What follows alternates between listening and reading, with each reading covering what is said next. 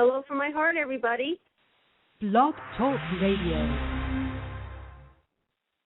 Hey, hello from my heart, everybody. This is Reverend Sue, and then we have another great edition of Transitions to Transformation Radio. Tonight, I have a very special guest named Victor Holst.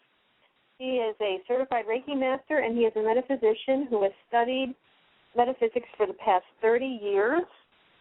I'm going to read off his bio a little bit here.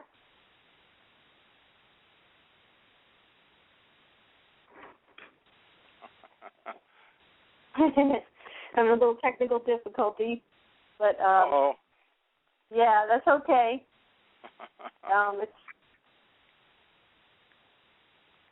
Victor has worked over 30 years professionally in information technology. He is degreed in computer programming, certified in systems administration, and has studied Cisco networking. And Victor has been a member of Harmony Metaphysical Church in Tampa since 1992 and has learned much from the late Reverend Jeannie Guerra during the years she was with us. Okay.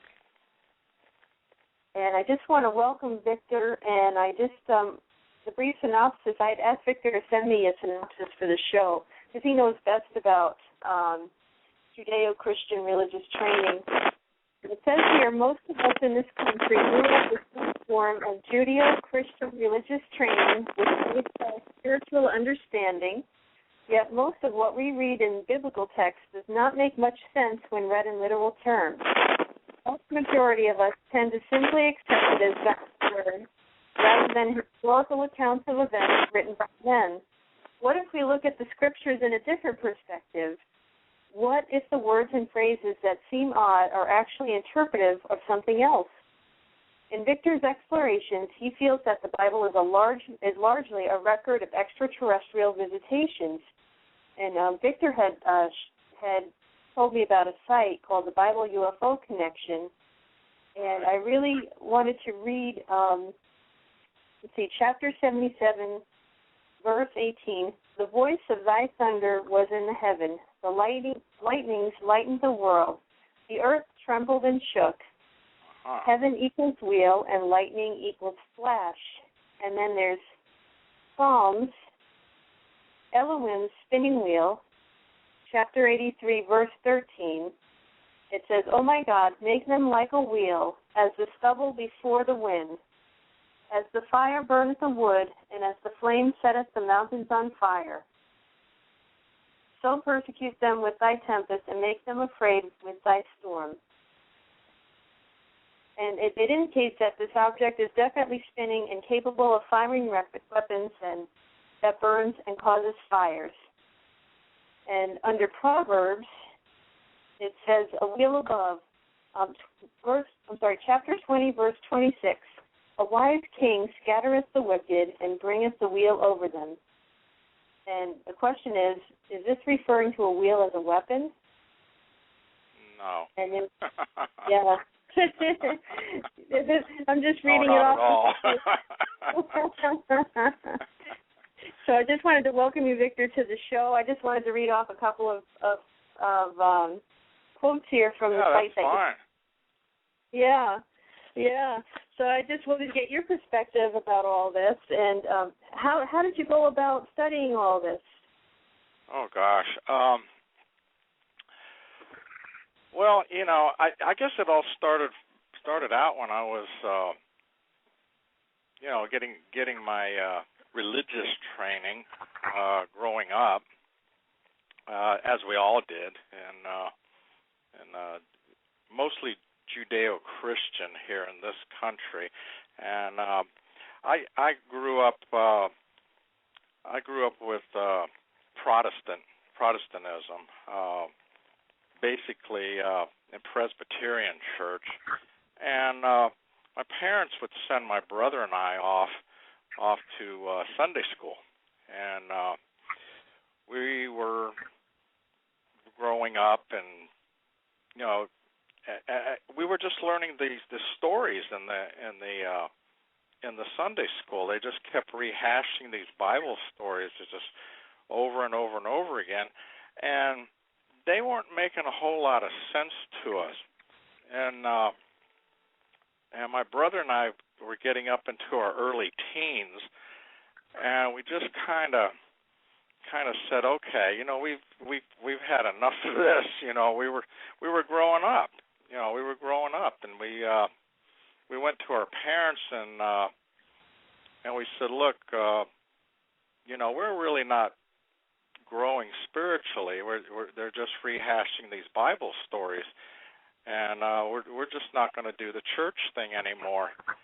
And fortunately, at the time, my parents were going to a metaphysical church in Tampa, and they were open-minded to my brother and I. They said, okay, our sons are waking up, so they're growing up, and they started taking us to the metaphysical church, and the old soul that I am, it just opened up for me, and I started picking up more and more information. And I remember at one point in time I was talking to a church pastor, as in part of my metaphysical training, and I got to ask him, because there's this verse in Genesis, and it says that let us make man in our image. And I looked at that, I said, now wait a minute. Now, this is not singular, this is in the plural. And it just kind of struck me, and so I asked this pastor, I said, this is in the plural. What does that mean? And he says, his response was, oh, well, Jesus and the Holy Spirit were there with God. Well, my red flag went up, and I said, okay, this sounds like BS to me. So, I started thinking about that more, and I started looking into it. About the same time, all this was happening, they came out with Eric von Daniken's book, Chariots of the Gods, and that kind of piqued my information on that, as it did a lot of people at the time. And I started looking at these Bible verses more and more, and they were starting to unfold to me. It's like, okay, these people are trying to describe things that they've never seen before, and they have to relate to these things in with the verbiage and things that they already understand. They didn't have the phrase flying saucers or UFOs and things like that. They had to resort to objects in the sky that they were familiar with. Okay? So I'll give you a good example here. And this kind of relates to a little biblical story on its own. The Native Americans, they have a story that relates about whales.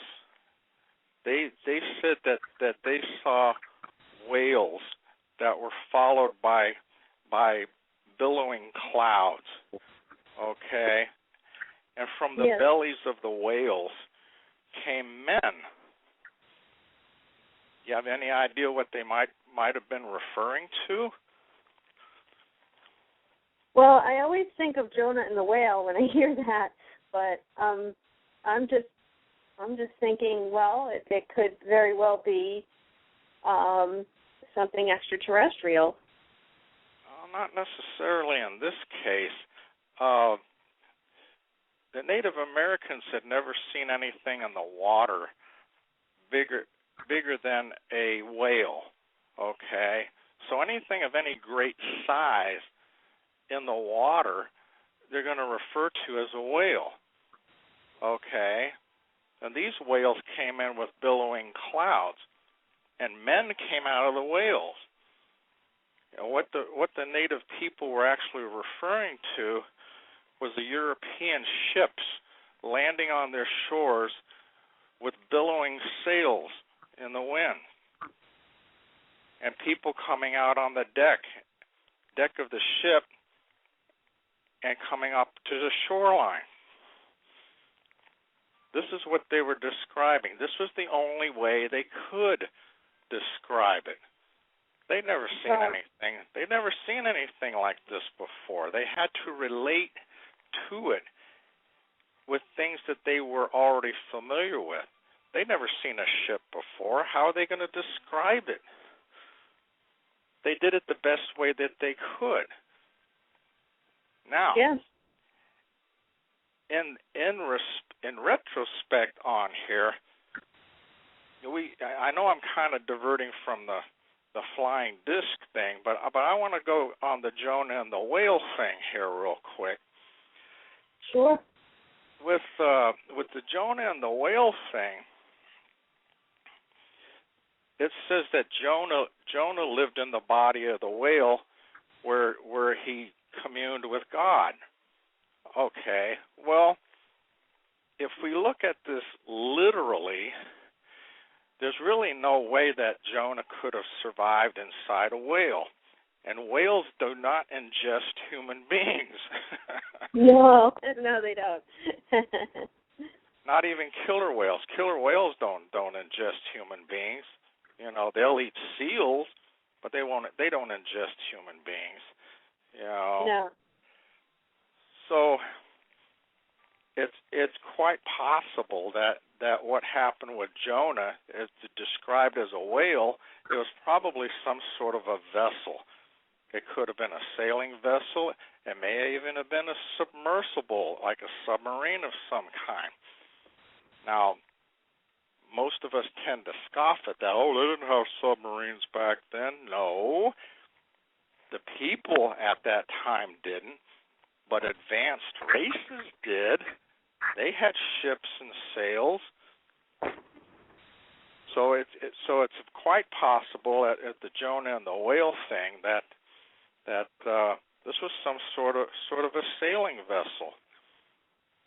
Jonah went into there and he spoke with a person from an advanced race and garnered information. And he stayed in there for several days until, you know, this man, this Lord, as they refer to him, said, okay, there's your information. You know, go forth and pass it on. Have a nice day. You know, send him on his way. Okay. That being said, okay, where do I go from here? Well, we do have a call ready. I'm going to put the last four digits are 0250. Oh, we got a caller? Yes, we do. Oh, my gosh. Already? Yeah. So I'm just going to go ahead and put them through. Hello and welcome to Transitions to Transformation Radio. This is Reverend Sue and Victor Holst. And who are we speaking with, please? You're talking to Reverend Todd. Hey, Reverend Todd. How are you, Victor and Sue? Boy, you're already getting in on here. Gee whiz. You know what? I got my say, too. I guess yes, you do. Sounds like a USO to me. Yes. Yeah. Well, thank you for bringing that out because we're more familiar with the UFOs, which are unidentified flying objects, but USOs, in this case with the Jonah and the whale thing, are unidentified submersible objects. So thank you for bringing that out, Todd. In this case with the Jonah and the whale thing, it's not a flying disc. It's some sort of submersible disc. So, yeah, that's pretty cool. So what you got, Todd? I was thinking about a root beer float myself. A root beer float. It's the next best thing. Oh, great. You're making me crave one now. Sipping on one right now. You know what? I had nothing to do with that. Hold back, Susan. It'll be all right. Yes. Yeah. This too shall pass. This too shall pass. Yes. After we go get a quart, it's an A&W. Yeah. Well, I love all of this. You know, I have no need in my life to look for opposition in anything. You know, people perceive what they want to perceive.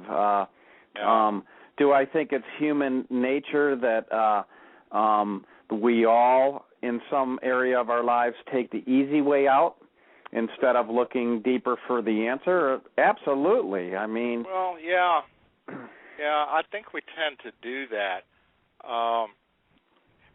I mean, you know, like with these scriptures and all, I mean, how many times in the past have any of us really read that stuff and kind of scratched our heads going, oh, you know, what the heck are they talking about? You know? I mean, trying to look at it in literal terms, it just didn't, you know, it just didn't quite gel, you know. But we had our spiritual leaders in our various churches say, oh, well, it's God's world, you'll just have to believe, you know. Victor, I could never... That's not really an answer, you know. I could never memorize the Jonah story because I cannot memorize something that does not make sense to me. So I separated. That's the problem. From the very theory. I mean, you know, it's you know, you can even go into the educational system as to why some people fail. If it's not making any sense to them, they're not really sure why they should listen to it. If you're not on the path of truth, what are you doing? You know. Right.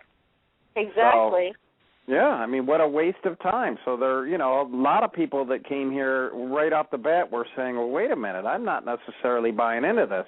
Right. And in this country, you're better off being a salesperson, I suppose, short term, and just buying it. It really is something, you know. And I never was a good salesperson. As a philosopher, I had to know, you know. Right. So that's good stuff. It's always great to delve a little deep. You know, this is not to take away from our spirituality at all. I mean, we have to be open-minded with this type of information. I mean, the Bible has a lot of historical value to it, and there's a lot of morality plays in it that can be very helpful to us, you know. But how we read it and interpret it, you know, says a lot. Says a lot. I mean, you know, like this extraterrestrial stuff. I mean, there's tons and tons of scripture in here that refer to these things in the sky as clouds, wind, eagles, chariots of fire. I mean, wheels. Yeah, wheels. I mean, this stuff is sprinkled all about there, and stories of God and lords coming down and communicating with these people. Okay, these people revere them. You know, they don't really understand them. I mean, these people have technologies and things that they've never seen before, So they're going to revere these people. They're going to refer to them as God or gods or lords or because they're just over and above what anything that these people have ever experienced before. Oh yeah, absolutely.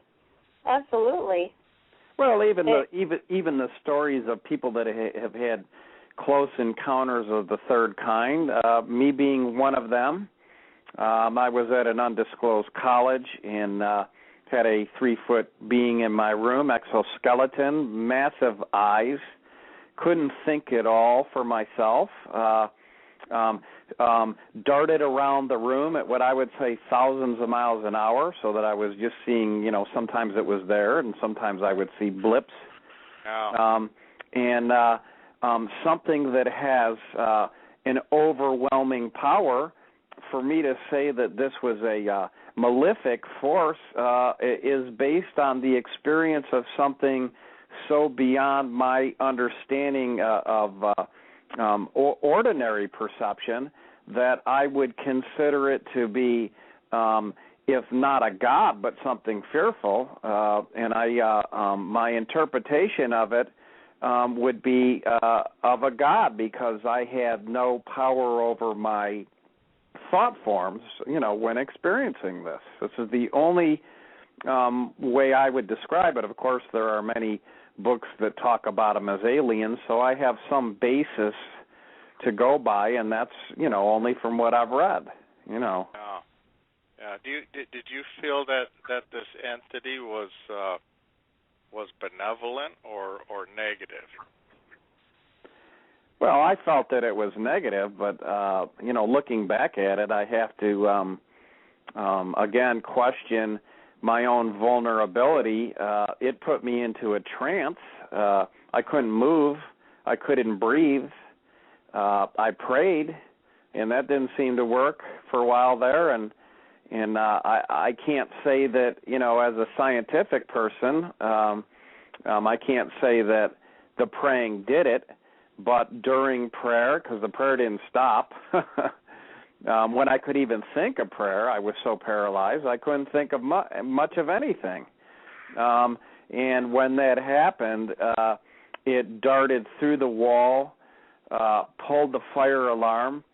There were 4 fire alarms. It was a 2-story dormitory, so there would have been 4. I was on the very end, so I would have had one right outside of there. And the whole college was evacuated at 2 a.m. in the morning, and everybody was put through a detector, which I think is kind of interesting. I don't know why a college would be evacuated and everybody was put in a special room just for a fire alarm going off, especially when there was a tropical storm. I was at Sanibel Island at a restaurant and hotel management convention, and came back on a Sunday night, and I was so confused when they told me where I had to go.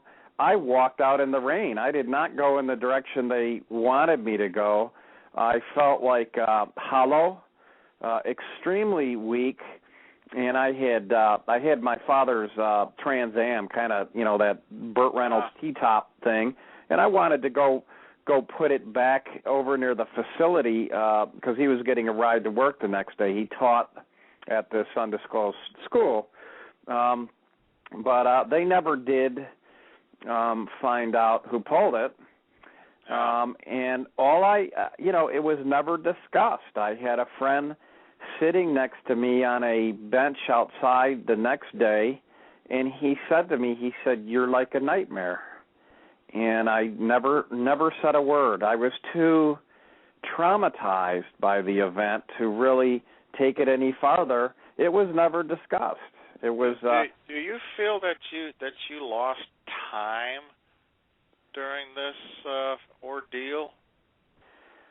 Well, the strange part, or did you even take note of that? Victor, I did lose time, but the event of what happened during that was so similar to what I read in Communion and other books that I discredit it as actually happening, and it had something to do with me being escorted with this girl at the Inn Hall that I was always attracted to. Never went out with her, and through the window and into the monastery of this campus, and I believe there was some possible taking of some fluids, and then back through the window. But the interesting thing about abducted. So the both of you were abducted? I actually was, and the thing is that the abduction and what happened after I went through the window or teleported. I mean, I'm not even sure. I just know I went, through the building, whatever. I never have any. I have recollection of everything else, as far as I know, except for the leaving of the building with this individual, and but I do remember the direct contact. When I woke up the next day, I had a can of raviolis that night before I went to bed, and the next day I looked at the ceiling and didn't even make the association. I thought, wow, it looked like there was blood all over the ceiling, sprayed everywhere. Well, it was ravioli sauce. I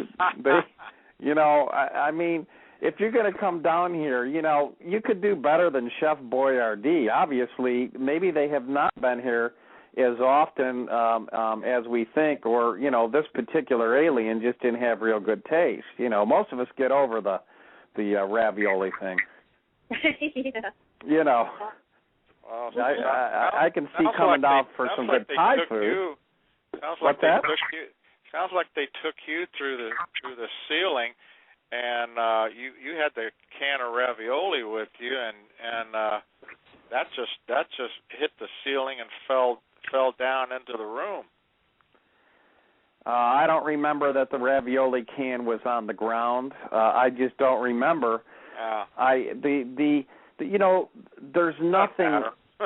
I wish I could tell a better story. There's no sanity in the story, because there was a note sitting at a computer table, and it had writing on it, but it wasn't my writing. I'm left-handed.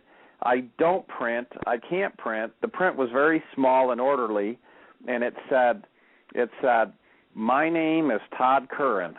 Right, that's me, and it said, "I am Polish/Prussian/Irish/Italian." Yeah, my relatives are Polish, here in Lakeland. I'm not Polish. Prussian? Isn't that like go back to World War II in Austria? And I mean, nobody would say you were Prussian anymore. Italian? Yeah, my father looked Italian. I'm not Italian either. I'm Irish. So I never understood the purpose of the note. But the Prussian stood out like a sore thumb. So who would claim to be Prussian? Well, that's pretty cool. I think it's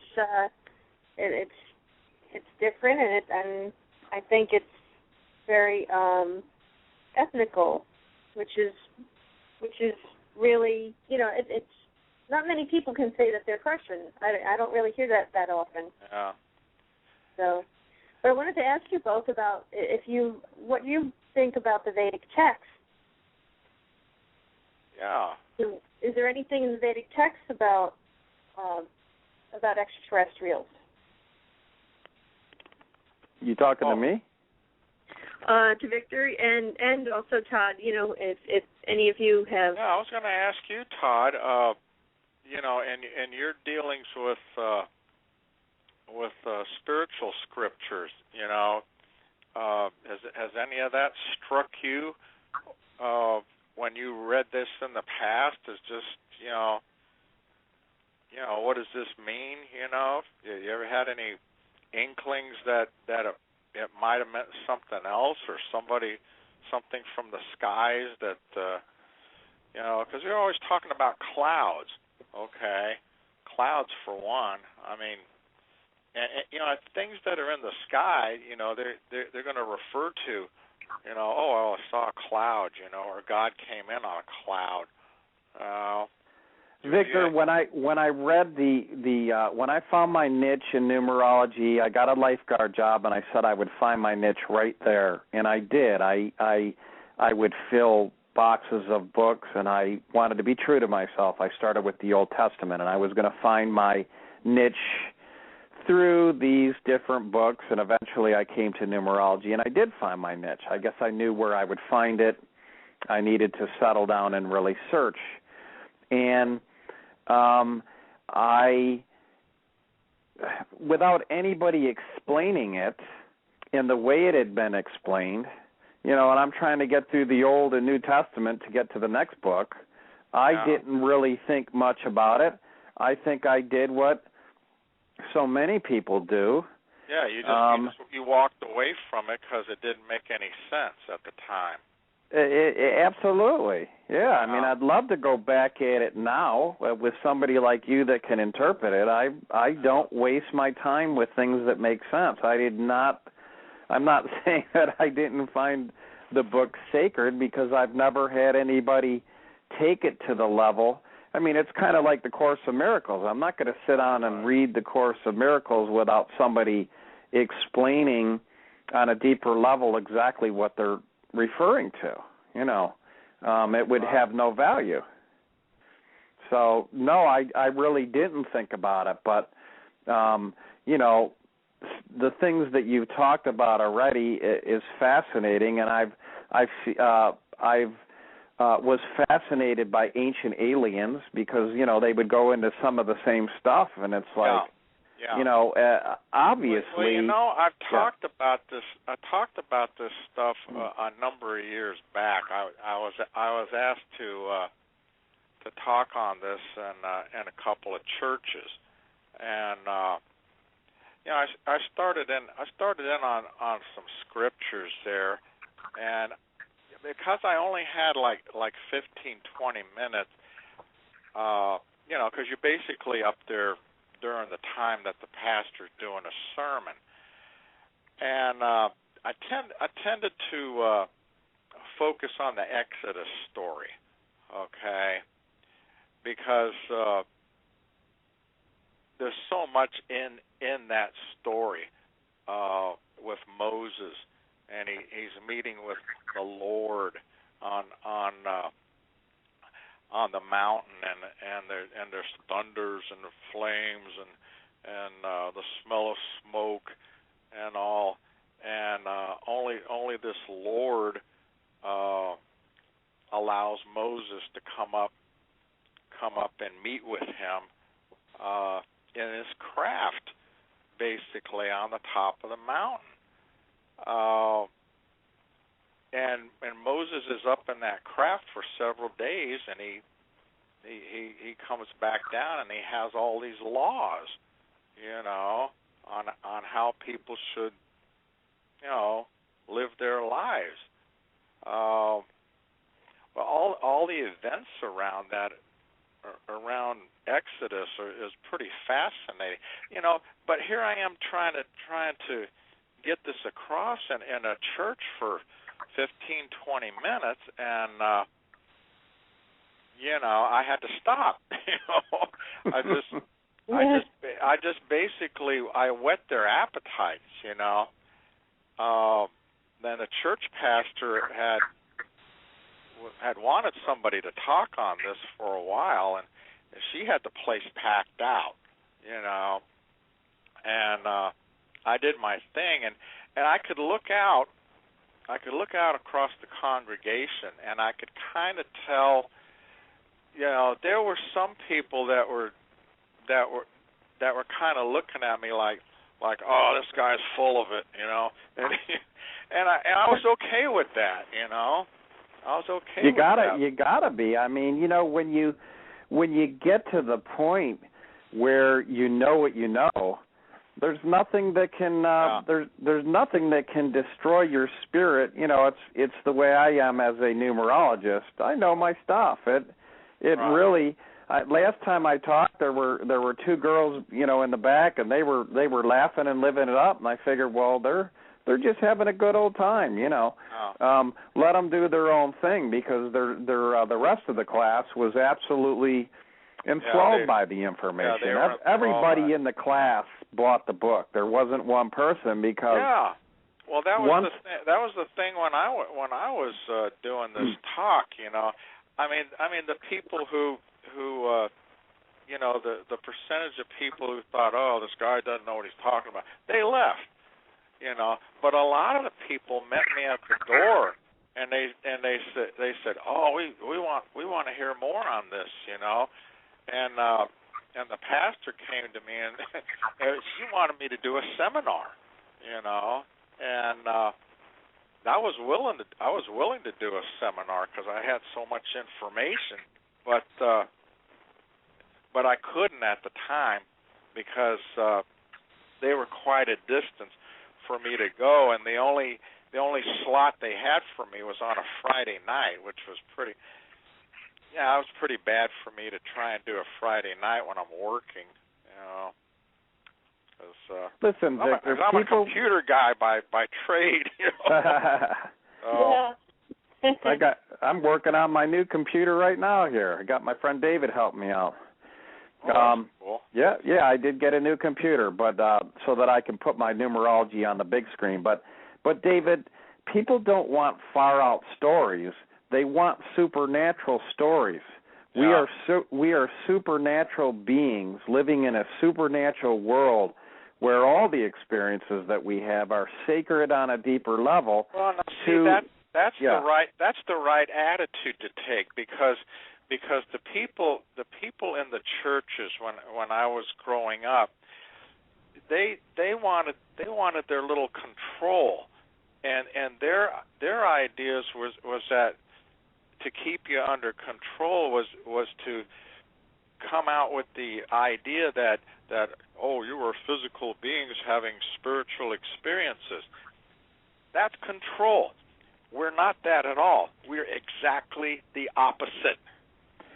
We are spiritual beings, and we're having physical experiences so our souls can learn.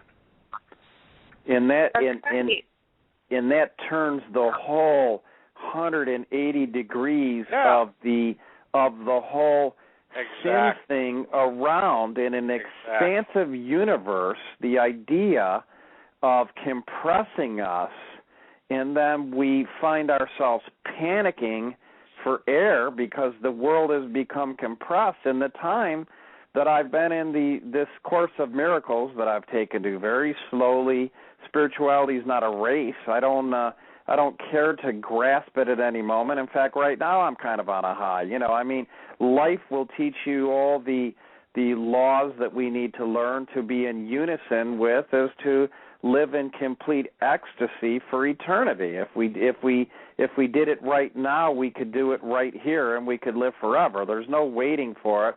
Every time that you recognize that you have a revelation, you find that time ceases to exist. We're infinite beings, and when you look at these courses, they're turned 180 degrees around almost every single philosophy, and it's not because it's a cult or it was trying to take another extreme. Not at all. It's the very opposite. Everything has been turned from spiritual to material, and there's only one way to do that and one reason to do that, and it's called control the external forces, when Jesus said that the kingdom was within. It is a 180 degree. Exactly. Yes, it's been turned and completely perverted, so that we are these physical beings living in a robotic world. That's the sad reality of it, because I firmly feel that a lot of the Master Jesus's teachings were given a twist. Okay, unfortunately. unfortunately. I mean they took this man who came to teach, and he's not the only one, you know. But they took Jesus's teachings and they kind of gave it a twist, okay? To take what he took and do exactly what he didn't want them to do. I mean, he came and was going against the established norm, okay? And what they did, they took his words, put a little twist to it, and made it the established norm. I mean, it's sad. Yeah. Well. Anyway. Let's look at it another way. If we believe in predestination, as I do, as a numerologist, there's a time and place for everything. The schism that has been created, the separation that has turned us into a schizophrenic society that lives in a duality. The split did not have to occur, but through predestination it did. And now we go back to the recognition of what is real again, you know. And for some reason, this is part of our evolution, I suppose. What do you think of the idea that we got off course? I don't think that we came down here because we got off course. I think that we've forgotten who we are, and we can do that in the moment. That there is no, there actually is no waiting for heaven. In the moment that we are living in perfect balance and peace, we're already there. Right.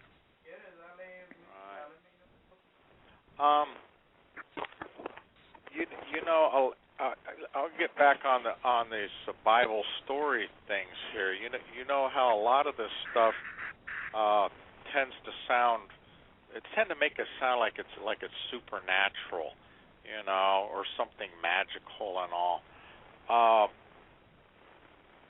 I don't know if most people are not aware of this, but you know, in the Exodus, they talk about the Lord feeding them with manna from heaven. You're familiar with that, right? Yes. Yes. Okay. This is going to blow your mind here because most people are not aware of this, but they sell manna commercially to this day from the Sinai region. Oh, wow. And what it is, and it's only present in the Sinai region. You know, when you read the Exodus, you know, it almost sounds like oh well, God was sitting in his spaceship and he's passing loaves of bread down. You know, here you go. You know, here's your wheat bread. Have at it. You know, and that's how they make it sound like oh well, God fed them with this bread. What this manna is, it's in that region. There are tamarind trees. They're small bushes that grow in the desert regions. Okay. Now, also in that region, and only in the Sinai, are these insects. They're louses, is what they are. And in the early mornings, when there's moisture in the air and dew, these louses they eat on this tamarind. Okay. And what happens is that the tamarind excretes this sap-like substance, and it's very sweet, and it tastes like honey. It tastes like honey. This stuff can dry a little bit, and it can be gathered up. Okay, and the stuff can be kept for a long period of time, and they have found clay jars buried in that region for hundreds of years that still had manna in it, and it still tasted like a wafer, like a honey wafer. You know, but like I said, even to this day, they go out into that region and they collect this stuff, and they sell it commercially. Wow. You know, and most people are not aware of that at all. You know, I mean, you know, people out there listening to me, I'm like blowing their minds here. You know, this is what. Well, we become so programmed that we all fail. You know, we all fit into this category in some area of our life where none of us are completely aware.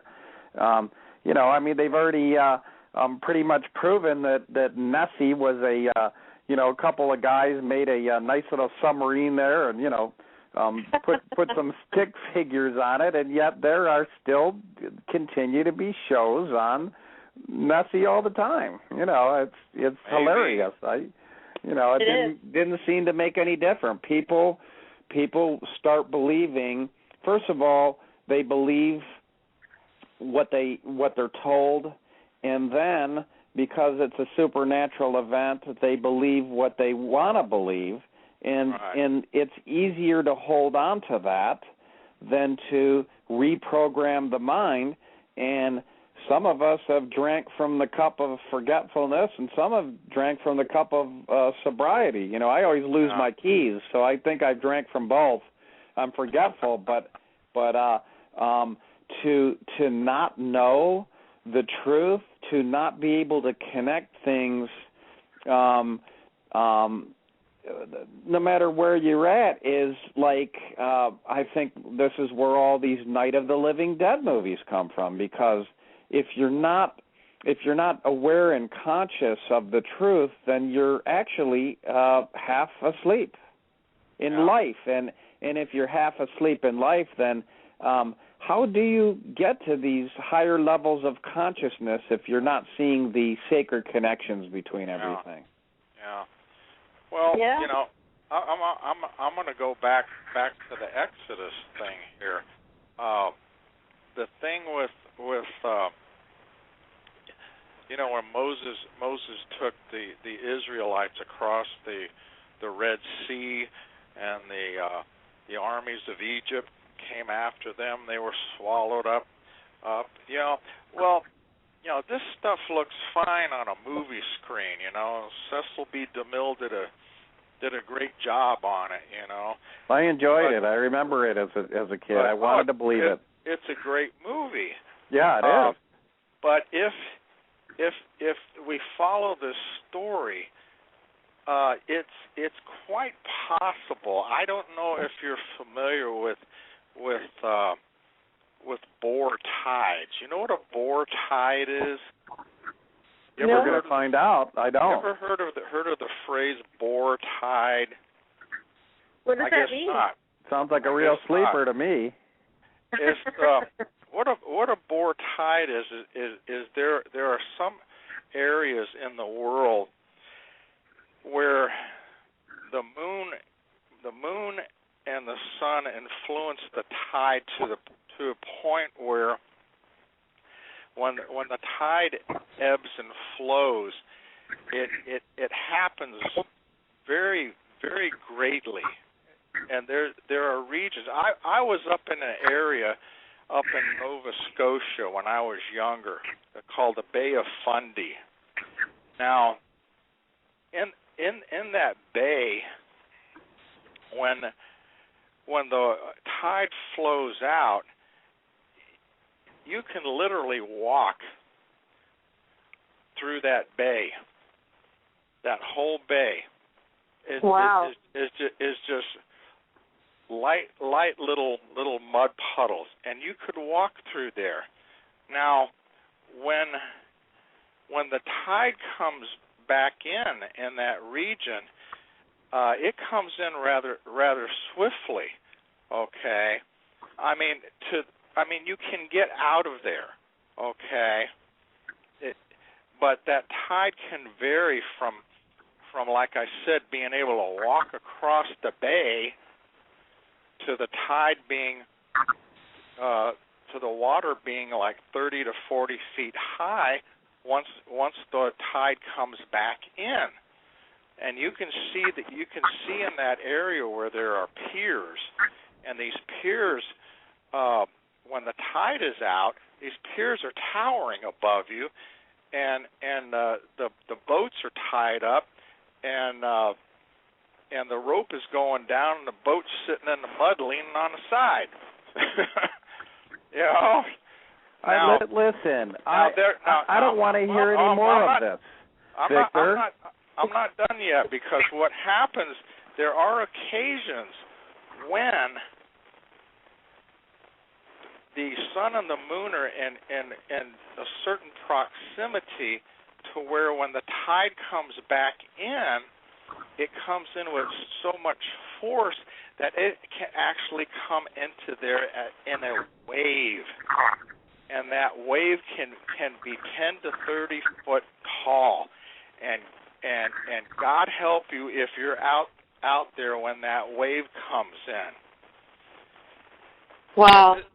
And there was a Cousteau special done, I want to say about 15, 20 years ago, and they were down in the Amazon region, okay? They captured a Boer tide, a Boer wave, which was, like I say, it's relatively rare for this to happen. But everything lined up just right with the sun and the moon, and they captured a Boer tide wave coming in to the mouth of the Amazon. This thing got upwards to over 20 feet high, and when it came up into the Amazon region, it went so far up into the Amazon, it just blew things away that were on the riverbank. You think about that in relationship to the story of Moses taking his people across the Red Sea. Now, he was with a craft. There was a craft there, okay, and I can go into the biblical scriptures and point that out to you, but there was an extraterrestrial, a lord there, and these people had to know, about all of these natural events, to time this in such a way to where okay, we can take these people across the Red Sea and we'll hold the Egyptians at bay until we know that the tide's coming back in, and we'll just drown them all, I mean, it's interesting, Did it happen as a Boer tide wave? Maybe, maybe not, But that's one explanation outside of this miraculous thing with Charles and Heston, I mean, it gives you something to think about, Oh, yeah. outside of the normal way of thinking about that story. Oh, yeah. Well, I have, I was just reading something on the Internet, and it's by John Burroughs. It's Ancient Writings Tell of UFO Visit in 4000 B.C. Now, in India, according to Dr. V. Raghavan, retired head of the Sanskrit Department of India's prestigious University of Madras, was alone and playing host to extraterrestrials in prehistory. Dr. Raghavan. Yeah. Oh, yeah. Yeah, let me go into that here, because the Sanskrit had, this stuff in India, the Sanskrit stuff was written, hundreds of years before the Hebrew Old Testament was. And that stuff in the Sanskrit is just all about gods and flying machines. Just all over the skies and everything. And there is one book where they literally describe the engine mechanism of the ships themselves. Am I, what kind of scholar am I? But isn't the Bible a late invention? I've heard my relatives talk about how excited they were to find out after all these years, finding out I was a numerologist. They felt a lot better to know that the biblical numerology was, perfectly similar to regular numerology. Well, as if there's a difference. I mean, you mentioned the numerology and the Indian people, the Hindus. The Hindus had astrology going back hundreds of years. I had a reading by an Indian astrologer that just absolutely blew me away. I had never had an astrological reading that was so accurate from this man by just giving him my name and my birth date. And he told me everything about myself. It was just amazing. Okay. The thing about the literature of India here, they in the Indian Sanskrit they talk about vimanas. Vimanas are manned flying discs. They had laser-like weapons, missiles, and they sort of used what appeared to be like sonic reflectors and nuclear type of explosives. And like I said earlier, the Sanskrit text, they predate most anything found in the Old Testament. And I mentioned this stuff is loaded with references to flying discs and weaponry that we tend to associate with modern warfare. Yeah. It's just amazing. Did you say sonic explosion? What did you say? Sonic what? Well, sonic reflectors. Okay. Reflectors. Yeah, they used sound. They used sound as well, sound can be used in a lot of different ways. It can be used as a weapon. You can actually crush objects with sound. You can actually move objects with sound, which is probably how the Egyptians built the pyramids. They probably used some form of sound to. What's funny is everything triggers something from the past, and I dreamt that I was watching these UFO wars, and they were using sound, and but not only were they using sound as the weapon, they were using sound to create the portals. But essentially, that's my theory on it, because the disc would just disappear. Now, listening to what you're saying about the sound, that the sound could create a wormhole through space-time, by fracturing singular points. Yeah, that's quite a possibility in itself. And just to reappear elsewhere, through a through sound as an acceleration device, I suppose, huh? Yeah. Of course. Well, if you went through a wormhole, you would appear somewhere else. Right. Right. You'd have to come out somewhere else. Right. you wouldn't necessarily be invisible from the craft that was chasing you. You would reappear within another multi-dimensional stratosphere. Yeah. We're pushing it here a little bit, folks. Yeah. Well, okay. Well, like the thing in the Vedas here, you know, and they also talk about having what appears to be atomic weapons. You know, you go back to I'm going to go to the Sodom and Gomorrah scenario. Okay. Now,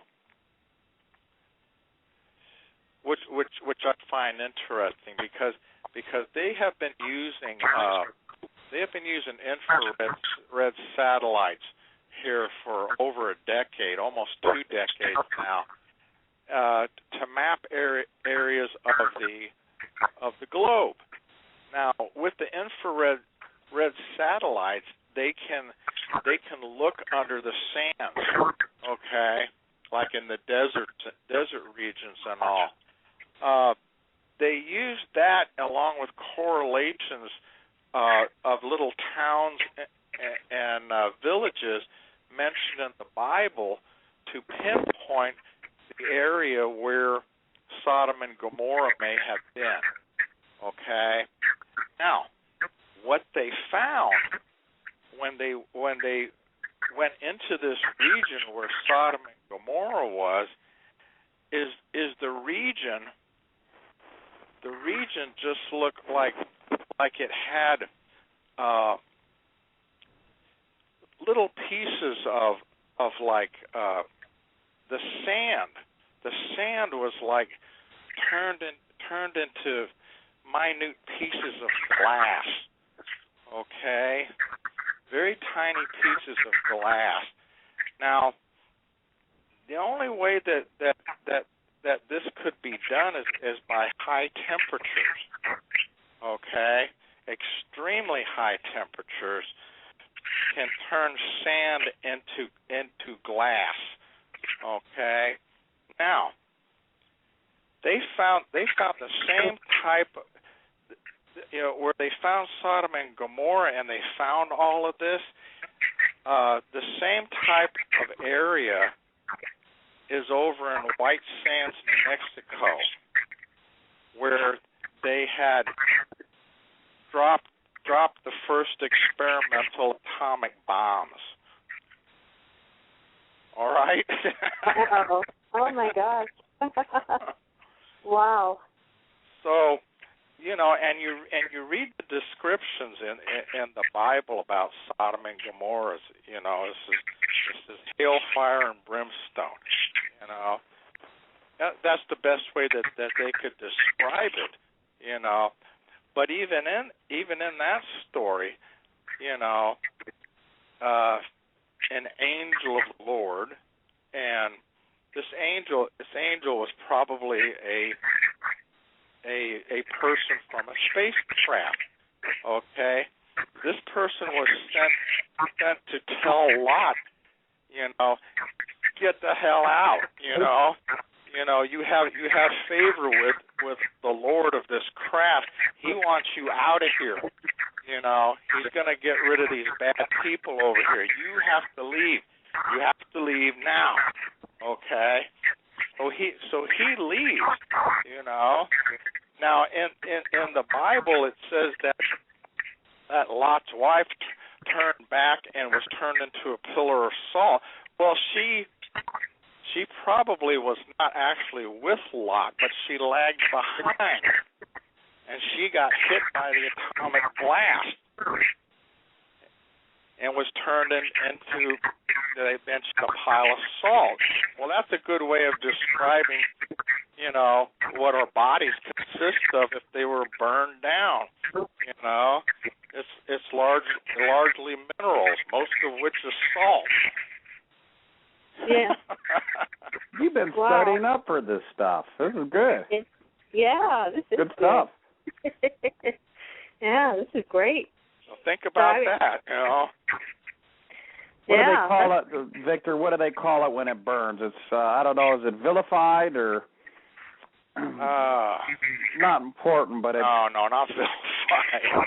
I'm going back to ancient aliens and trying to, I finally, I know they're already here, so I kind of gave up on the show, Nothing. There's nothing ancient about them, by the way. They're here right now. Yeah. But look at the stuff in. I'm gonna turn to Exodus here. There's so much stuff in Exodus. This is in Exodus 13:21.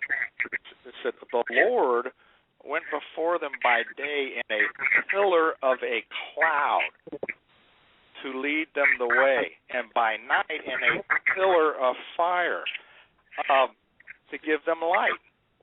Okay, and he took not away the pillar of the cloud by day, nor the pillar of fire by night from before the people. This craft followed them, and basically protected them. All right, from the Egyptians who were chasing after them, and this thing would move. Okay. Is Exodus 14:19. It says, and the angel of God, which went before the camp of Israel, removed and went behind them. Okay, and the pillar of the cloud went from before them and stood behind them. So they moved the craft. The craft was leading them, and then this craft moved behind them to kind of, keep the Egyptians at bay. The Egyptians see that and they go, holy mackerel, better hold off there, Bob, and hold them at bay there. And in the verse it says it came between the camp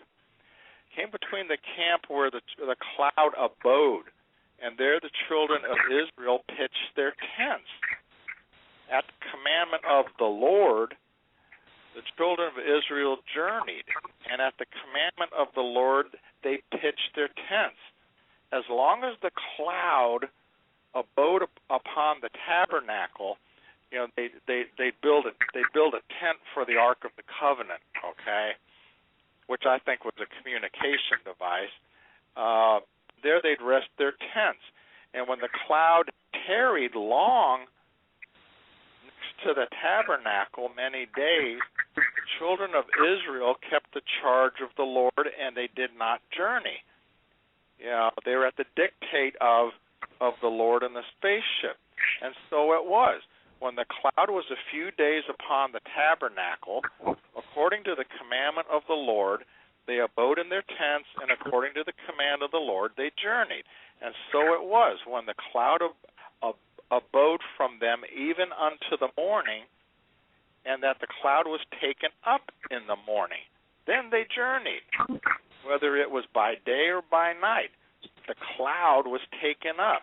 They journeyed. Or whether it was 2 days or a month or a year that the cloud tarried upon the tabernacle, remaining hereon. The children of Israel would abide in their tents, and they did not journey. But when the cloud was taken up, they journeyed. This is amazing stuff. This is. Hey, we have another caller here, Reverend Todd. Hang on. I'm going to still keep your mic on, and I'm going to put somebody on. They've been waiting for over 5 minutes, so I just want to make sure they have their chance to speak. Yeah. Hello, welcome to Transitions to Transformation Radio. Who are we speaking with tonight? Good evening. My name is Deanna, and I don't have a computer, so I listen. Hi. I listen on my iPhone, and what you're saying is something that I've always thought of, but even more, the parting of the sea, and especially when Abram goes to the mountain and the angel comes. That, if it is true, it has a good explanation with people from elsewhere, inhabitants of elsewhere. And how do you feel about that? Well, I'm pretty much of that idea.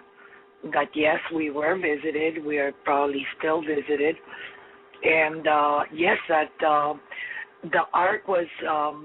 The instructions to build the ark were very precise. It's been bantered about that the ark was actually a communication device to the extraterrestrial. Exactly, because when Moses went up on the mountain, all you could see is a burning bush, but it's burning because everything, that we see with light back at a time when we have no electricity is burning, right? Yeah. Well, I feel, and you may not agree with me on this, but I feel that the so-called burning bush was something that appeared in the distance as a burning bush. Have you ever been out in the desert and watched the heat rise up over the desert? I mean, if you look off in the distance, the stuff that's in the distance is kind of wavering, and it may give the appearance of something. If something's metallic out there, it may give the appearance that something's actually burning, when actually it's an illusion of the heat in the atmosphere. In a way, I agree with you, and in a way, I don't. And this is it. Moses was up on the mountain for, I think, 40 days at least. And everybody who saw the burning bush saw it from afar. As you are saying, in that sense, I would agree. Exactly. But Moses knew a lot more than we give him credit for. So I think he was in contact, and that's why no one was allowed to approach the ark, because they would have been carbonized, I believe is the word you were seeking before. That's why it was carried the way that it was. And in the Bible, it mentions an occasion or two when the ark was tipped, and one of the handlers reached out to right it, and they were struck dead. Well, it's almost like there was a highly electrically charged, and the guy got a high electric charge and was killed. Right. Yeah, I think Moses knew a whole lot more than he let everybody know, but I believe that extraterrestrials have always been our guidance, not to call it something else, but yes. I think Moses was trying to get the message across. Would anyone believe him? Yes. Yes, he definitely tried. Listen, we love as human beings to put veils on things, and we all do it and pretend that something's not true just to turn around and have somebody validate it that of course it is. We love to lack faith, we will say that we think we know something when we absolutely know it. As an example, it's a flaw in the human race, I guess. It's like an echo chamber. We've become almost split between this material and spiritual thing that we if we didn't have doubt, we wouldn't have any other reason to be here. Yeah, that's true. Did that make any sense? We are afraid to have faith because some of the things we can conceive seem too far-fetched for others. Yeah.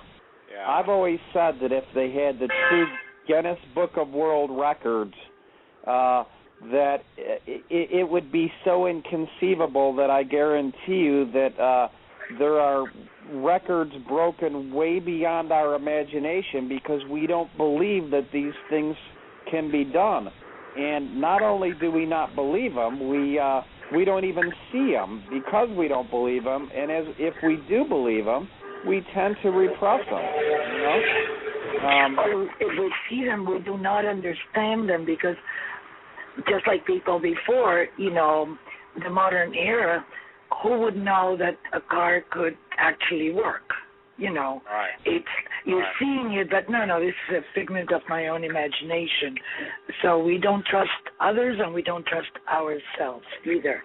Well, we need to come up with new conceptualizations before we can believe. I mean, there are a lot of people that don't believe in astral travel. I don't know about you, but I'm out there doing it, and I'm born on January 6th, which is the day of substantiation in history, and I get that telephone call the next day, claiming that I was hovering above somebody's bed. Then I get a little bit of proof to go along with it. As a Capricorn, I didn't come here just to go out there, I'm a 7. I'm an 88-7. I'm, same as Spielberg. I'm a higher 7 when I'm paying attention and when I'm doing right, and I'm going out there and I'm getting the proof, the substantiation. That's what I came here as a Capricorn for, to bring the proof, the material proof, And I'm a 6. Deanna, there are worlds upon worlds upon worlds, and instead of any of these things being threatening, think of an endless state of bliss and love and ecstasy so far beyond that we can't possibly conceive it because we're not even supposed to. It's a multi-level universe. The first letter of the alphabet is A, but we should teach it to the children. A as in acceptance. Isn't that true? That's a great way of putting that, Deanna. That's a great way of putting that. It's making sense because it engraves two ideas in your mind. First, how to depict it, and then the fact that we cannot impose ourselves on everybody. So acceptance and tolerance, which in a way are the same. And you know what I liked about that, Deanna, is I found that people born on the 6th in history, one of their strengths is acceptance. Now, you just put a whole different spin on what that means to me, because perhaps part of that acceptance for me allows me to go out into those other realms, because if I was, for example, as a numerologist, to say that people born on the 7th come from an ancient lineage of witches and wizards, I would be more likely to not only run into that person, but have them show that other personality, because I'm actually open to those ideas. It gives me the ability to heal at a deeper level. What about an 8? Because I was born on an 8. I'm just a 6 all around. What does 8 mean to you? 8 is extremely powerful number. It deals with the unconscious in Dharma, having to do what you do, what you're here to do at this point in your evolution. But the interesting thing about 8 is it's the transformation of the physical, the recognition that everything physical is limited and is transcended into the spiritual. Now, this would be the higher aspect of 8. It's taken me a long time to understand that particular number of all numbers, because it can be a profoundly deep number. For most people, it tends to be materialistic, but for those that are metaphysically oriented, it is the number of a master, and infinite. An infinite, and I'm wearing it on my wrist. But aside from that, with 8, you're almost completing the circle, almost choking yourself to death, and then you emerge and you create another one just like it, but above. So consider this. I'm an 88, right? That's a double number. I don't know if you know the theory of master numbers. Victor and Susan also on the line, their names, they're all double numbers, and it means that we mastered something in a past life, and the numbers vibrate at higher frequencies, so they are more susceptible to seeing the other dimensions or channeling information, because there's been a focused energy in a past life. The birth name shows a focus of energy when it comes in as a double number.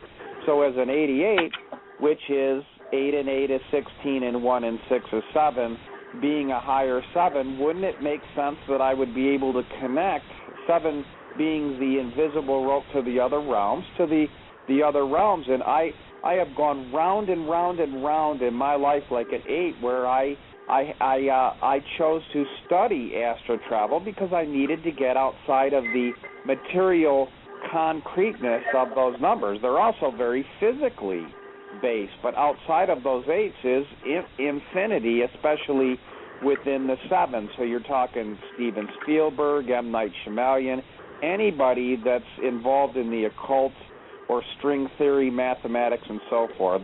Even George Washington, who had, where did he have his visions, Victor? Where was he at? He was out in that was when they were fighting the British, and the armies were getting devastated, and he went out into the woods by himself to just kind of pray and meditate. Now it's been said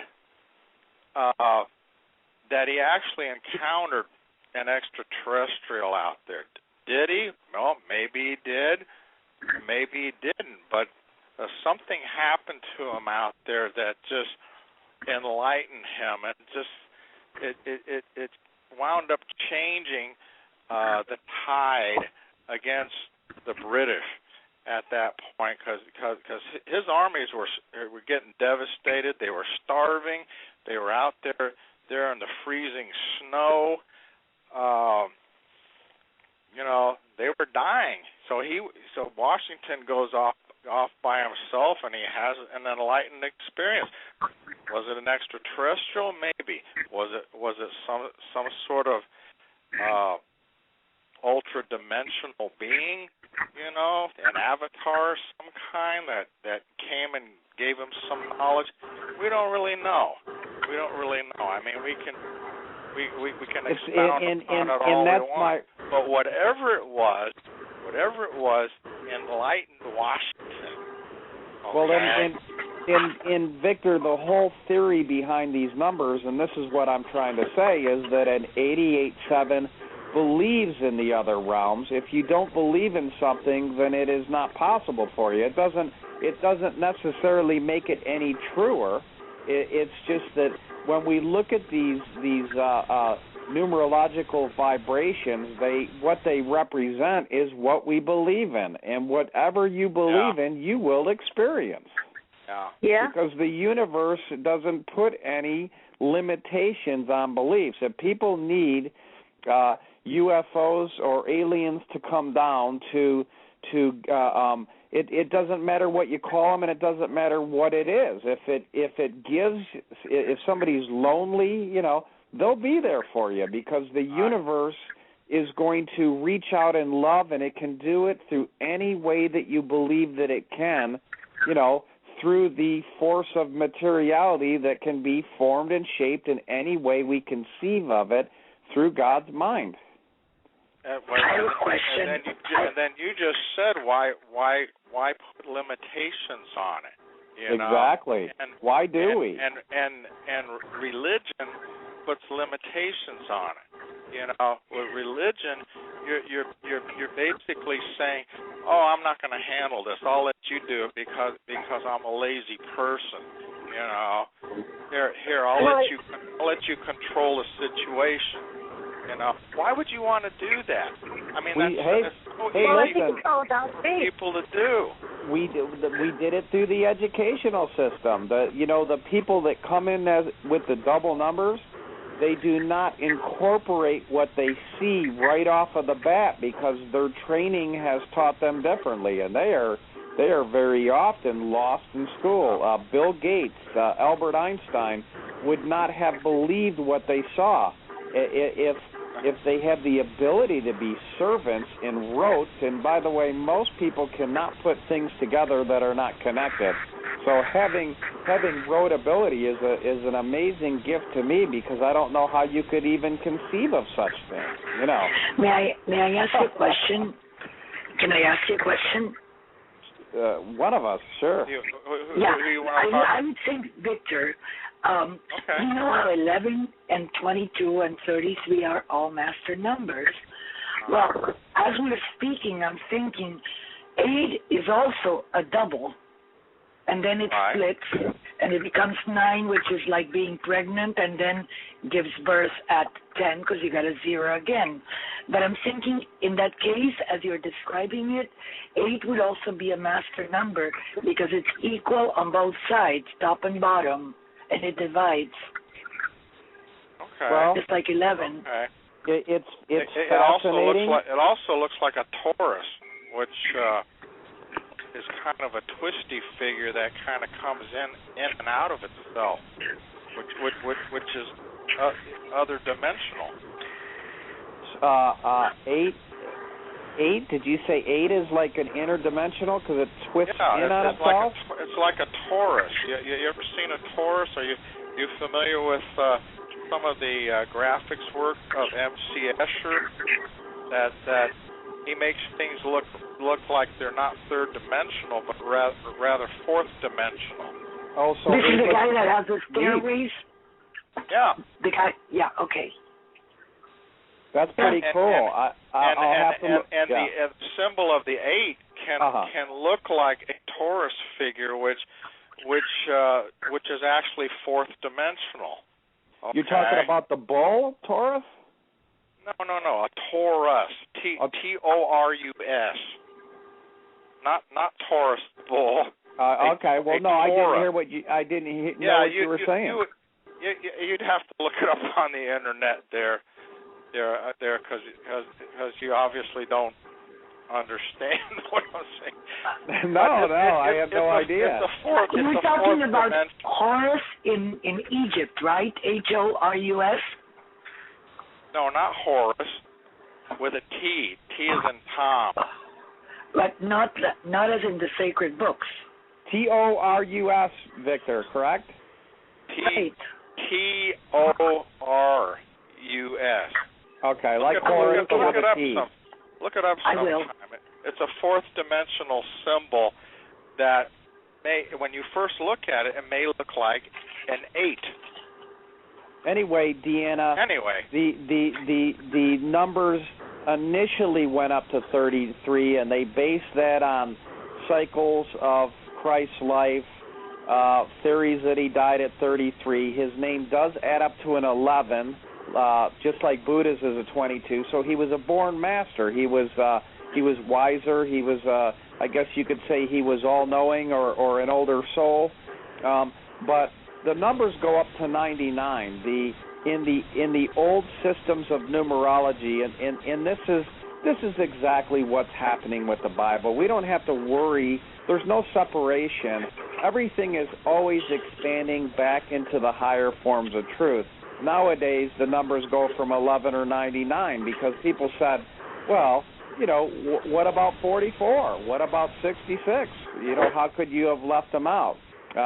So in Victor's case, he's a 99.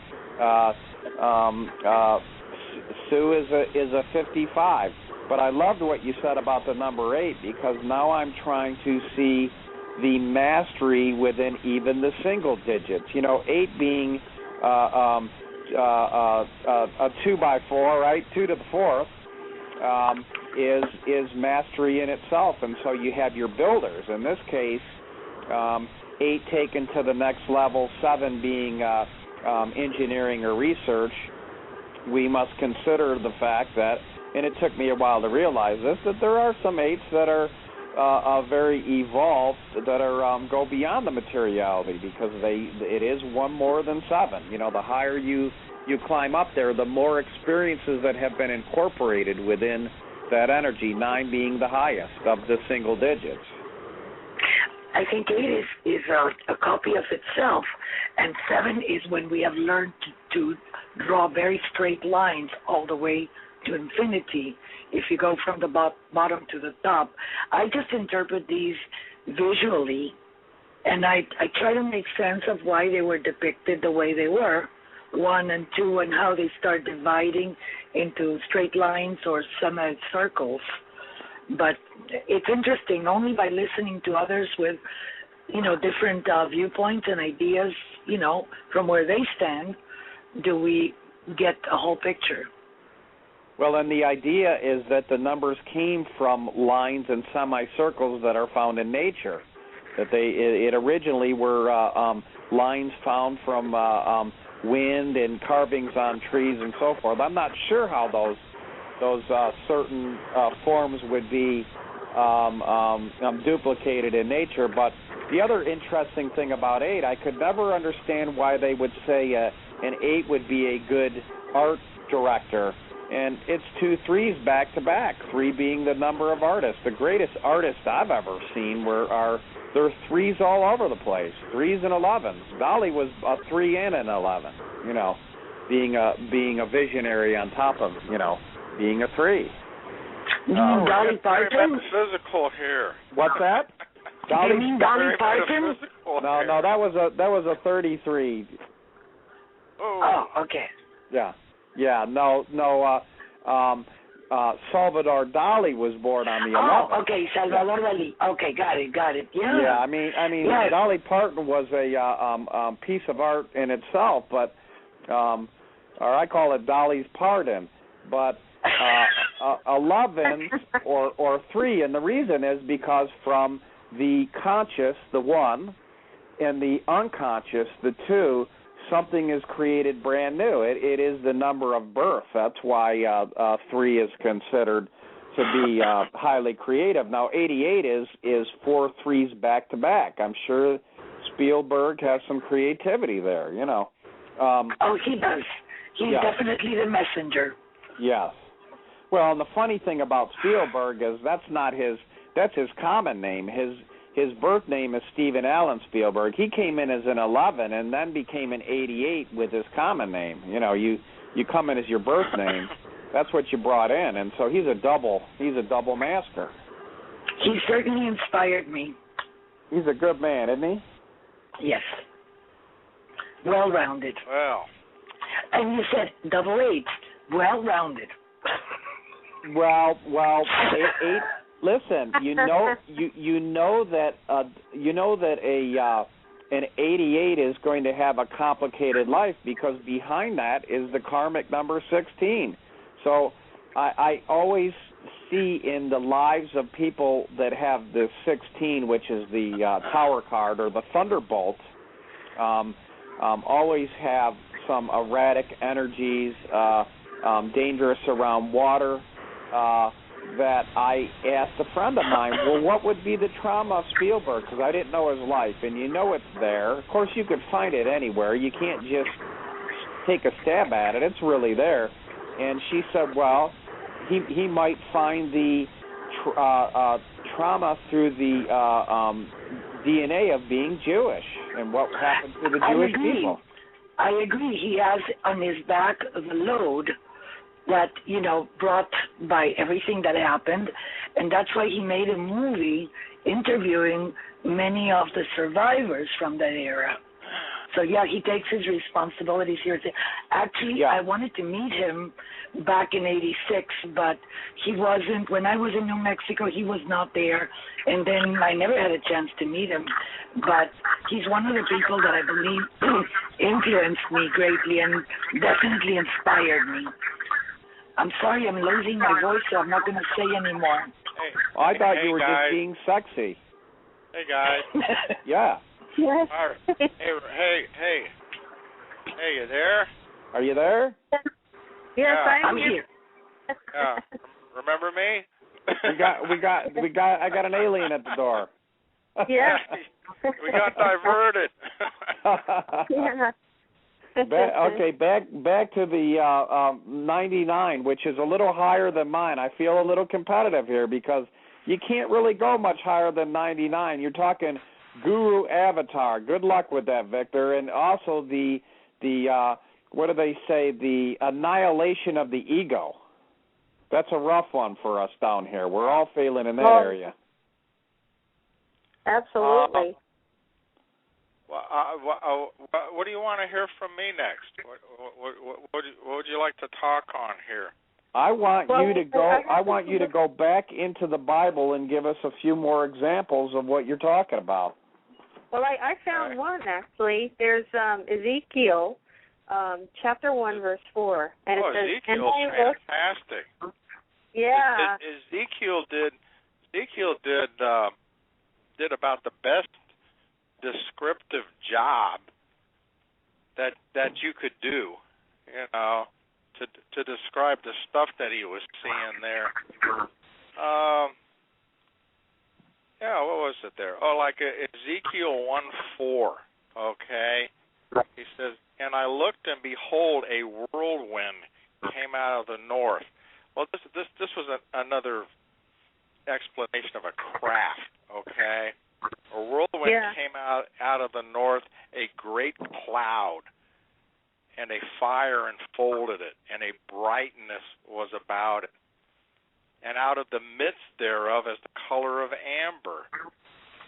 I mean, that's a great job of describing a shiny craft, Yeah, it sure is.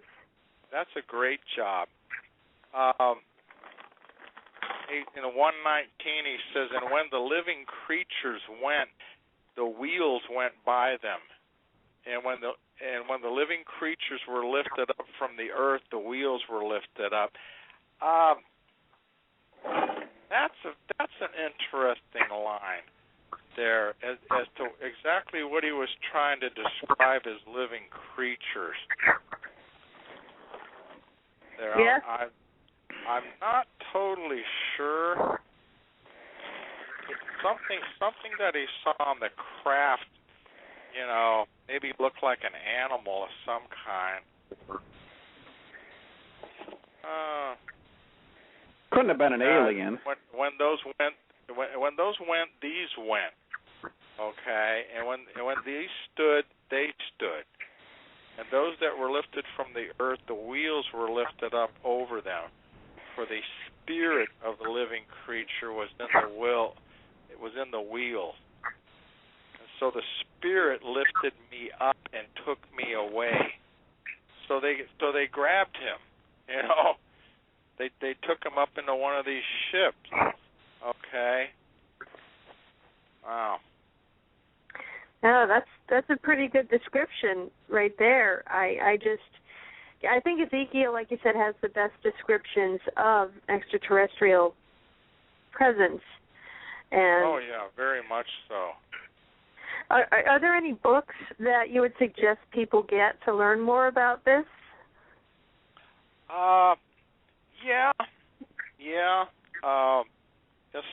Some of the stuff that I'm looking at here I got off the internet. But one of the most interesting books on this subject, and one of the first books that was written on the subject was written a number of years back. There's a gentleman called G. Coke Shellhorn, and he wrote a book called Extraterrestrials in Biblical Prophecy. And let's see. This book was originally published in 1977. So this was really one of the first books out on the subject here. That's great to know. And he kind of breaks a lot of stuff down here. He's got he talks about, I mentioned about the clouds, the winds, the eagles, and the chariots of fire, and he just kind of goes into I'm scanning for errors. Verses here that kind of correlate that. Of course, I mentioned the Ezekiel thing. Here's one from Zechariah 5, verse 1 and 2. Again, I lifted my eyes and saw, and behold, a flying scroll. And he said to me, "What do you see?" This is the person on the ship. He says, "I see a flying scroll. Its length is 20 cubits, and its breadth is 10 cubits." That's interesting. I looked up the measurement on a cubit, and when he said 20 cubits, yeah, length is 20 cubits and the breadth is 10 cubits. It almost corresponds exactly to the average size scout ships that people have reported seeing, that are basically 3-man scout ships. Okay. Okay. Yeah, and here he is. He's describing this. He describes it really well. You know. Yeah, he sure does. Wow. Yeah, That's pretty amazing stuff. Fascinating on that one. Oh, here's Jeremiah. Jeremiah 4:13. Behold, he comes up like clouds, his chariots like whirlwind. His horses are swifter than eagles. I mean, you know, here and again, symbology of crafts in the sky. Now, here's another one from Ezekiel with Aaron. You know, Aaron was Moses' brother. He says, and as Aaron spoke to the whole congregation of the people of Israel, they looked towards the wilderness, and behold, the glory being the shininess of the Lord appeared in the cloud. Here's the cloud again. Yeah. Here's another one, Exodus 19:9. And the Lord said to Moses, I am coming to you in a thick cloud, that the people may hear when I speak with you, and may also believe you forever. Oh, okay, here we go. In Exodus 19:16 through 19, a ship hovers over and lands upon Mount Sinai with an accompanying cloud effect.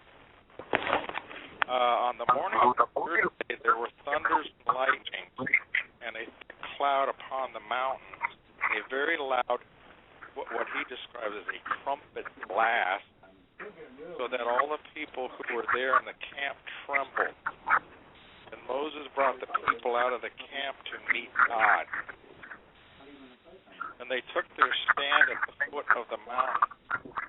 Mount Sinai was wrapped in smoke, because the Lord descended upon it in fire. And the smoke of it went up like the smoke of a kiln, and the whole mountain quaked greatly as the sound of the trumpet grew louder and louder. That's amazing stuff. Moses went up on the mountain, and the cloud covered the mountain. The glory of the Lord, there you go with the brightness and the craft, settled upon Mount Sinai, and the cloud covered it 6 days. And on the seventh day he called to Moses out of the midst of the cloud. Now the appearance of the glory, the brightness of the Lord, was like a devouring fire on the top of the mountain and sight of the people of Israel. Moses entered the cloud. I mentioned this earlier. And he went up on the mountain, and Moses was on the mountain 40 days and 40 nights. And that was afterwards when he came down and he was given the laws. It's amazing stuff. Yeah, it sure is. So, Victor, if anybody wants to get in contact with you, how may they do that? Oh, well, that's a good question. Can they reach you on Facebook? Well, let's see. Should I give out an email address or not? It's up to you. I'm also on Facebook. Yeah. I'm also on Facebook if they wanna search my name. It's my last name's spelled Holst. It's like Holster, but no Okay. Okay. That's how I describe it, and everybody gets. Okay, Holst. Okay, got it. So yeah, I'm on Facebook. I wonder if I should give an email address. Yeah, I guess I could do that if we want to do that. Sure, absolutely. I have one there is V Holst, V is in Victor, Holst, 53. That's my birth year, and I'm at msn.com. That's wonderful. Thank you. The show is coming to an end pretty soon, and I want to make honorable mention of Reverend Todd Patrick Curran. He is a master numerologist. He has a website called Phoenix One Numerology, and that's Phoenix, the number 1, numerology.com. Todd and I have been friends for a number of years. He's a good pal. It's been at least 10 years, has it not? 20 years. No, I said 10. Oh, 10? Yeah, I think at least 10 years. At least 10, yeah. And we're, it's great to have a friend that I can go to rock and roll concerts with, and really I'm on the same wavelength about this understanding that there's so much more. And likewise, it's the same way with Susan. I mean, we're the theories do hold true with these double numbers. We are incorporating more because we believe that there's more. Well, and I'd like to meet up with you sometime there, Susan. Well, we haven't met face to face yet. Yeah, that would be wonderful. We should all get together and have a little powwow. Yeah, I know you have little shindigs every once in a while, and I missed the last one. Yeah, so there'll be another one coming up probably in March. I'm still trying to plan something, so that would be nice. Yeah, we can talk at length some more. I mean, what we spoke about with here tonight, I hope it kind of whet people's appetite. I mean, we made some diversions here and there, and we talked about numerology and other things, but that's okay. I mean, it's all part of a big picture here. Well, that's exactly right. That's exactly what it is. I always believe that the gathering of like souls is that we're creating something, and we begin to create through this symbolic language, and it's eventually taken to medical technology. All this colors and numbers and frequencies and mathematics in conjunction with numerology. You're talking about these very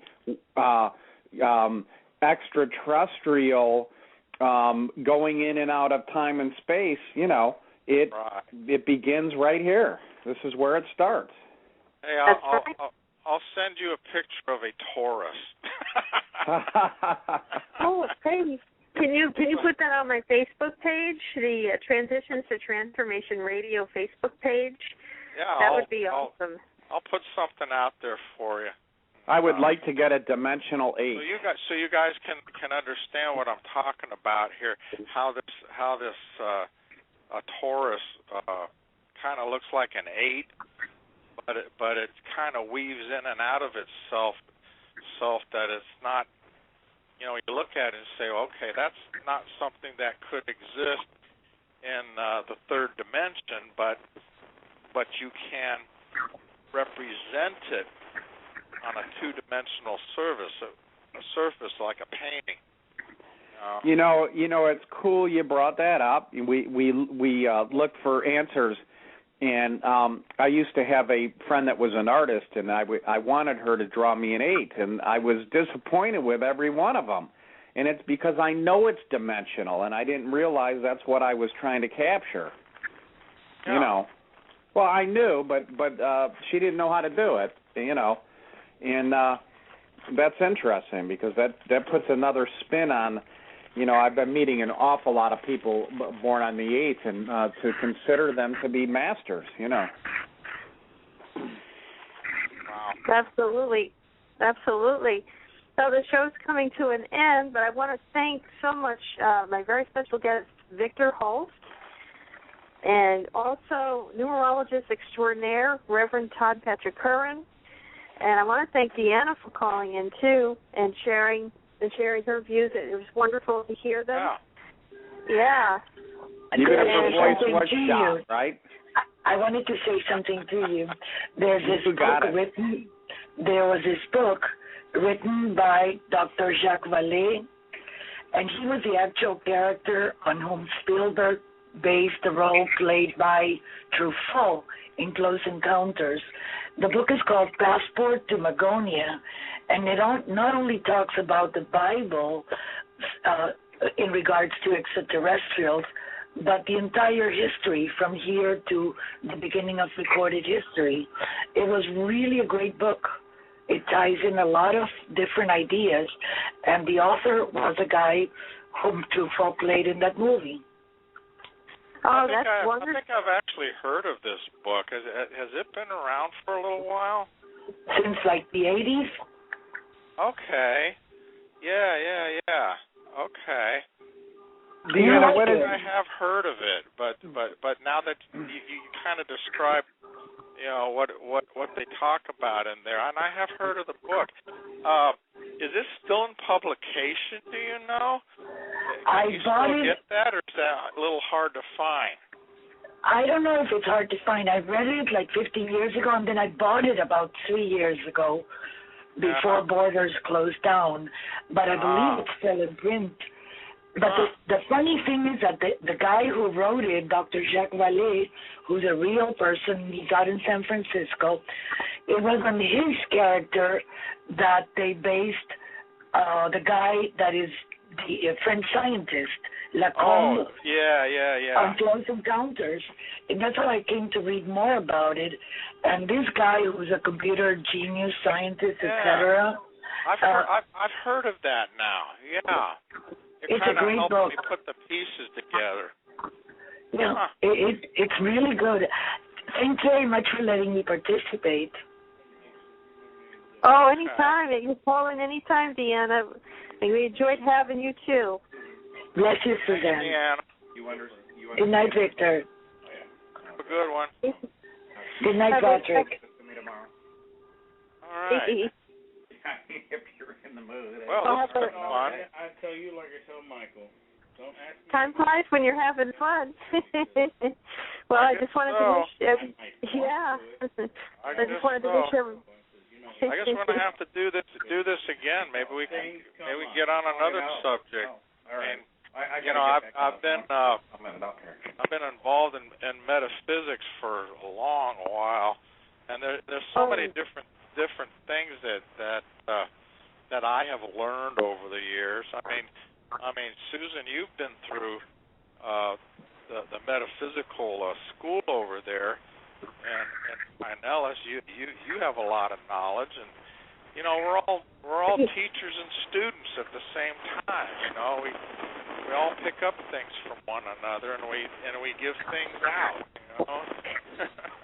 Oh, absolutely, and I'll definitely get back to you on many different subjects. I'll have you on the show as well as Todd many times. So you'll be practically co-host. So now, Susan, I just want to tell you, I'm not planning on coming back. So we need to jam all this in this life, okay?